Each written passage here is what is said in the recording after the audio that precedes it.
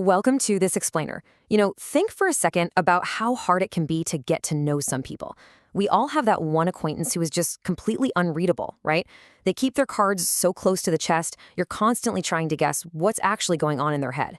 Well, according to the biblical story, the amazing reality is that God isn't like that at all, not even a little bit. God actually delights in taking the initiative to make himself known. He's a revealing God. So in this explainer, we're going to look at the theology of Dr. Robert A. Peterson to really understand how God communicates with humanity. Let's dive right in. Dr. Peterson sets up this really fascinating premise. He points out that, sure, God reveals himself generally in nature and human conscience, and specifically through prophets, but then he asks a great question. Who could reveal God better than God? And, for that matter, who could reveal God to humans better than a human? So the ultimate revelation, logically, is God himself becoming human. The Son of God, Jesus, steps into history to communicate perfectly in both word and deed.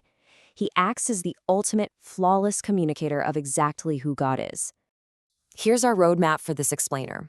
We're going to take what Dr. Peterson calls theological soundings across the biblical story.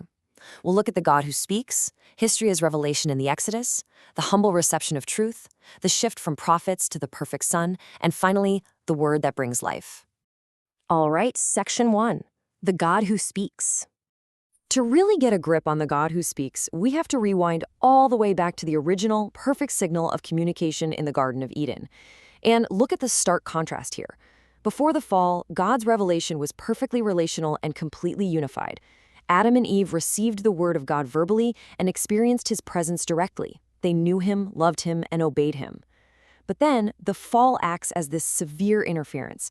It completely breaks that relationship, which is illustrated perfectly by humans literally hiding from God's presence. Because of that, God's once unified revelation became fragmented. God is still broadcasting, but because of sin, our human perception is broken. We're left with this disjointed, cloudy vision of his communication. So, the crucial question is, how do we fix that broken signal? Dr. Peterson highlights an incredible insight from theologian Richard Gaffin Jr., who notes that entering a personal relationship with Christ actually recovers some of this original unity. It literally restores our perception. When that relational connection is reestablished, we start to see creation once again as God's handiwork. As Gaffin so beautifully puts it, it leads us to perceive the grass as a greener green and the sky as a bluer blue. Why? Because we are finally seeing the world through the unified lens of God's revelation again.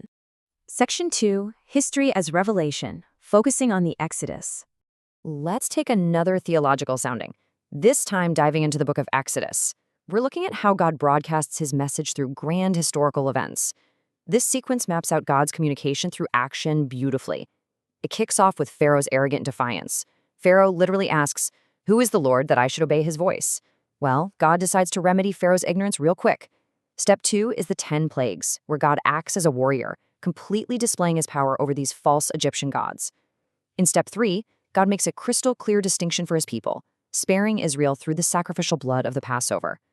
And finally, step 4 is this ultimate display of both deliverance and judgment, opening the Red Sea for Israel and then closing it right back over the Egyptian chariots. Now, this brilliantly illustrates why words and deeds absolutely have to go together. Think about it. The Exodus was a mighty revelation indeed, but without the words to interpret it, people in the ancient Near East might have just concluded that Yahweh was temporarily stronger than the Egyptian gods.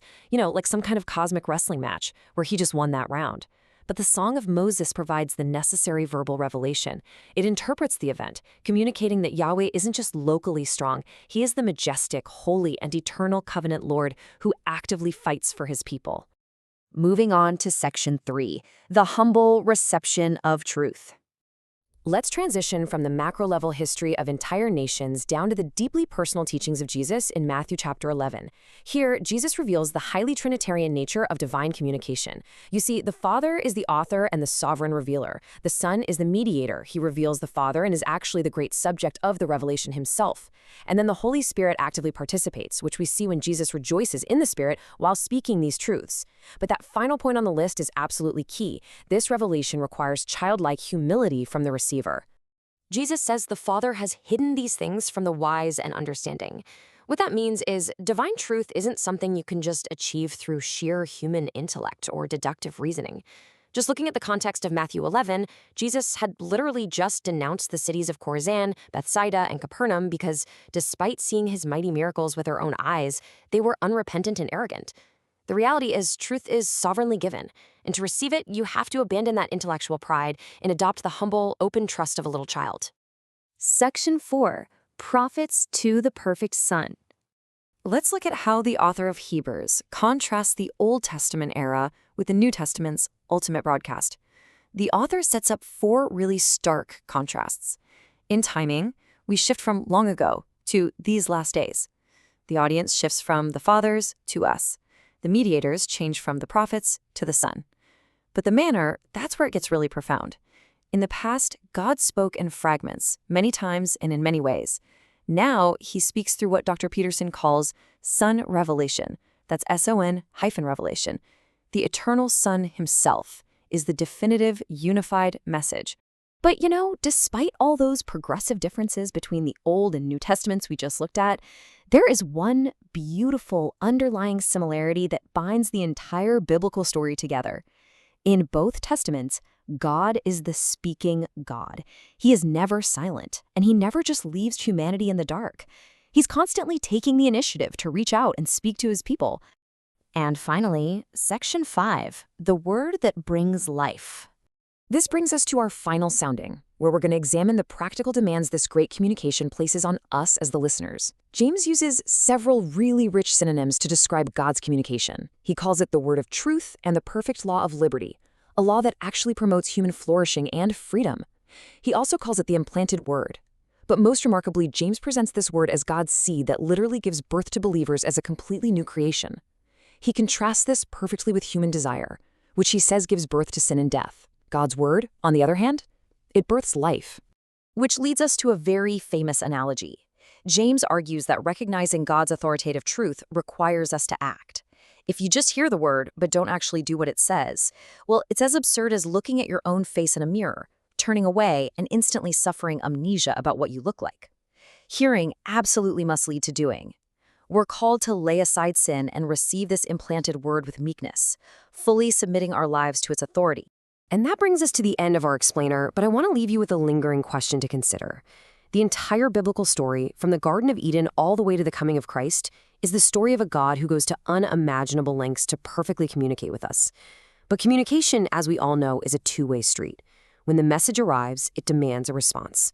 So, looking back at James's metaphor, are you just hearing the word, or are you actually doing it? Thanks so much for watching this explainer, and keep seeking to understand the great communication.